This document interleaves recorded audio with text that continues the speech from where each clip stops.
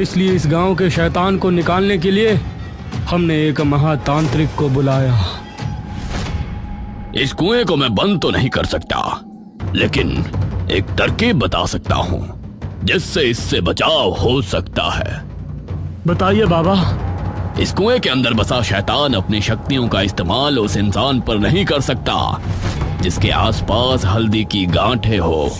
इसलिए जब भी तुम लोगों को इससे अपना बचाव करना हो तो तुम लोग अपने घर की चौखट पर हल्दी की गांठों से भरी एक मटकी टांग दिया करना। जब तक वो मटकी टंगी रहेगी तब तक वो तुमको नुकसान नहीं पहुंचा सकेगा। इसके बाद हमने ऐसा ही करना शुरू किया। जब भी हमें पता चलता कि कोई उस कुएं के पास अपनी ख्वाहिश मांगने गया था तो हम हल्दी की गांठें मटकी में भर के घर के बाहर टांग देते और कुछ आदमी अपनी जेबों में हल्दी की गांठें रखकर रात में पहरा भी देते। रमेश के बच जाने पर हमने इसी वजह से उसकी बीवी चंद्रावती को बुरा भला कहा था, क्योंकि हमें पता चल गया था कि उसने रमेश को ठीक करने के लिए कुएं की मदद ली है। इसलिए उसी रात से हम लोग अपने आप को सुरक्षित रखने की कोशिश कर रहे थे। रोहन बेटा, तुम कहीं अकेले ही जंगल ना पहुंच जाओ, इसीलिए मैंने तुम्हारी जेब में हल्दी की गांठ रखी थी। अब मुझे सब कुछ समझ आ गया था।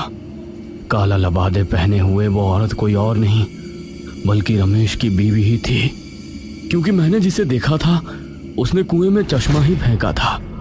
और अब मुझे ये भी समझ आ गया था कि हल्दी की गांठों का क्या रहस्य था। अब मेरे सभी सवालों का जवाब मुझे मिल गया था, लेकिन एक सवाल अभी भी बाकी था कि जो औरत मुझे रातों को आवाजें देती है वो कौन है? वो इस गांव के किसी और बच्चे को आवाज क्यों नहीं देती? क्या मेरा भी इस कहानी से संबंध है या फिर उसका कोई और ही उद्देश्य है? तभी एक आदमी वहां भागा भागा आया। मुखिया जी, अनर्थ हो गया। क्या हुआ? आपकी पत्नी।